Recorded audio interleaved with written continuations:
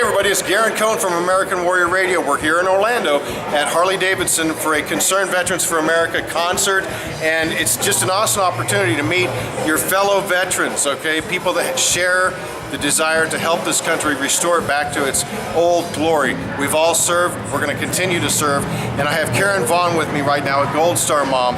Hi Karen, thank you for sharing a couple minutes with us. Thank you. Tell us a little bit about your story. You were on stage and you're so passionate about your story and your son's story and his sacrifice. Give him a little taste of that. Sure.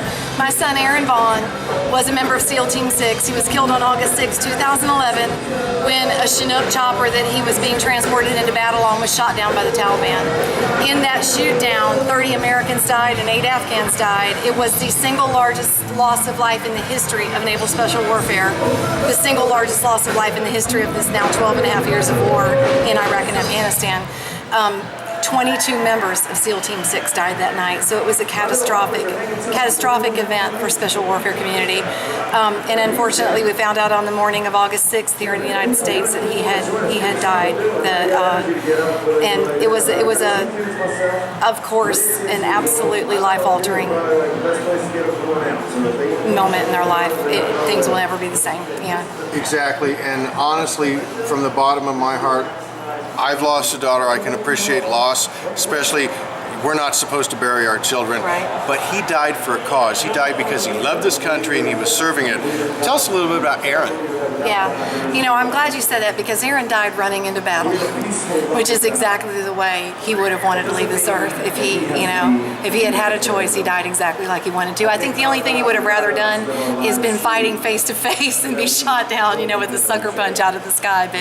But Aaron, the most important thing I tell anybody about Aaron is that he gave his life to Christ at a young age, and that's critically important for a lot of reasons. Most of all, because I know where he is right now. I know that when he drew his last breath on earth, he drew his first breath in eternity, and I know that I'll be with him again one day. His father and I, his sisters, they're both believers, and his wife, and we will teach his children about Christ, so he has 2 babies.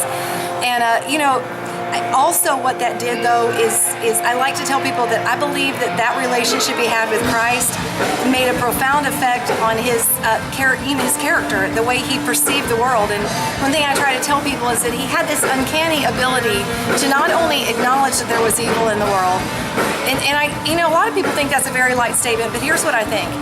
I think that most of us would rather pretend there's not evil in the world, because if we acknowledge that it exists, then what happens? We have to do something about it.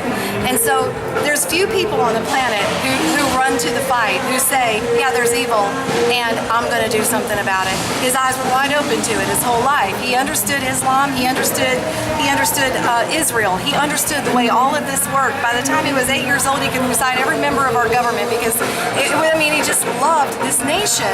And so I just think that, it's very true that by the time he was 8 years old, he told everybody who would listen that one day he was going to be a Navy SEAL. His dad had told him what the Navy SEALs were one day out working on the farm, mending fences for those ornery cows, that always get out. I don't know if y'all have ever farmed cattle, but anyway, he heard about the SEALs and he was like, that's what it's going to be. And, I don't know how much you want me to go into it. So he lived his dream. He did. He lived his dream. Overcame unimaginable odds to do it. He passed into heaven living that dream, which is an important aspect of his story.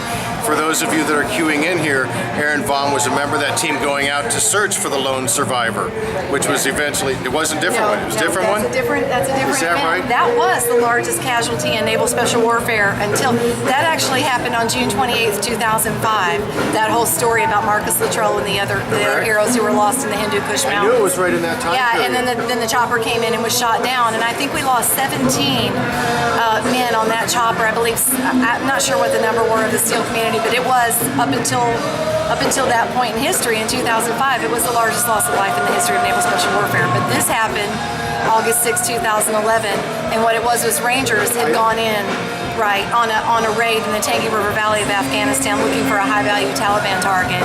And the target evaded them, and an immediate reactionary force was sent in to capture those guys and then to give back up to the Rangers. And that's when that chopper was shot down, just before it landed.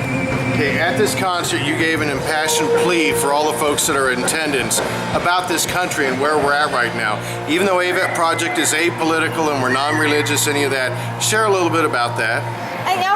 You drew a really good point, because so many people talk about politics, and I just want to say this. I'm pretty hard on this current administration because, and let me just explain this, because this is not a political statement. We need to get over this in this nation. We ought to be able to talk about realities without making it about politics and D's and R's and rhinos, and that's nonsense. We're Americans. This is not a war that Bush, I'm so sick of people saying this is Bush's war. No, it's America's war, dang it. It is America's war, and we have to finish it well. And so, I look at all that stuff, and I just want to scream at what's happening with our national security right now. And I also want to scream about what's happening to our war fighters, because never in our history have our war fighters been disseminated at the rate. Our military is being demolished. And it is a dangerous, slippery slope, and here's why. All of these other issues going on in America right now, the border issues that we're having, the IRS scandals, just name it, Fast and Furious, Benghazi, all of these issues, none of those things will matter if we lose our military. And right now, the suicide rate in our military has skyrocketed. It is at astronomical levels, and I believe it's because we're tying our warriors' hands. At 12 and a half years of war where men have gone back, men are doing 5 tours of 1 year at a time. This is insanity. We've never been more depleted militarily, emotionally, so much PTSD, so much depression. Why? Because we're sending them to fight, but we're telling them you can't really fight, you can't really defend your life. This is what I'm passionate because it's nice to hear those words come from somebody else. AVET Project and myself and our other board members are always preaching this about look around, folks. This is something critical. You mentioned it, 23 warriors a day are taking their lives.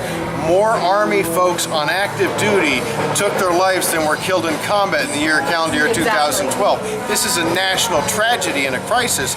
They're going to willow our troop strength down to pre-World War II levels in the next 5 years. They're sending pink slips to active duty members. And at some point we have to stop as a nation and say, we have to stop as a nation and say, we cannot continue this course of action. This is irreparable. It is irreprehensible. I can't even come up with fierce enough words for it, because what we're doing is we're taking those people who, like my son, like you, who were actually willing to say, I will die for this nation, and we're saying, well, no, you won't have to die, because we're going to take your life, because we're not going to support you when you go into the theater of battle, and we're going to say that that the hearts and minds of the Afghan people are more important than your blood. And that's where I sit as a parent. I'm angry at the way my son died. He shouldn't have died. I mean, and I can, that would take me hours to explain. He shouldn't have died, but guess what? It's still happening. It's still happening that men are coming home and telling us horrific stories like if an Afghan pops up behind a rock and shoots at you and then ducks down behind that rock, you're not allowed to engage them if they pop their head back up until you can verify that they did not lay their weapon down behind that rock. So in effect, an American man or woman has to be shot at twice before they can engage the enemy. That's unacceptable. And why do you think our military is demoralized? Why do you think they are? And here's a perfect example of that. 48 hours after the shoot down of Extortion 17, where my son and 29 other Americans died, bodies burning in a helicopter for almost a day. I mean, a horrific, life-altering event for everybody in the theater of war. 48 hours later, this young man went out on a raid, and his troop came under fire by a group of Taliban members. They used our ROE because they know them as well as we do. They ran through a building, and then this troop was not allowed to engage them as they came out the other side of that building.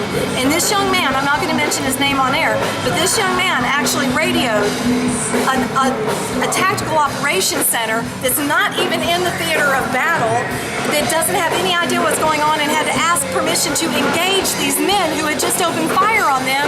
The last words out of that young man's mouth, he was told, no, you can't engage them until you can verify they didn't lay their weapons down inside that house.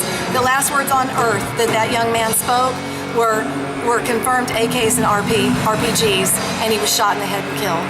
Now, you tell me, as any parent across this nation, if you think that you would find that acceptable when you trust your son or your daughter to the United States military.